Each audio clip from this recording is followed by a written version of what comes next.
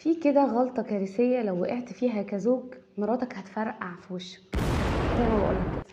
أول حاجة هي فكرة إن الست لما بتيجي تشتكي من أي موقف حصل أو أي مشكلة مريتوا بيها في البيت، فهي بتيجي تشتكي عشان خاطر هي متضايقة من المشكلة أو من الموقف اللي حصل، مش شخصنة الأمور لشخص بعينه.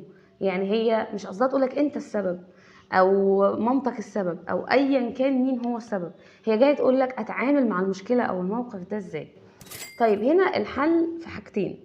اول حاجة ان انت تديها فرصة ان انت تسمعها، خليها تفرغ الحمولة بتاعتها والشحنة الانفعالية كلها، تمام، وتسكت.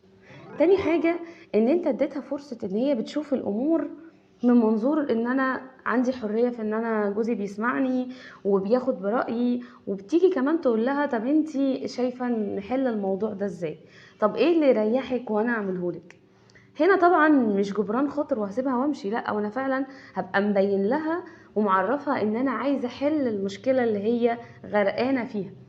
مشكلتنا دايما ان احنا بنوصل في النهايه للعركه دي علشان خاطر انا باخد الامور بمحمل شخصي عليا، انا باخدها من منظوري انا، فكل واحد فينا بيبقى شايف نفسه هو اللي صح، ففي النهايه بنفرقع في وش بعض.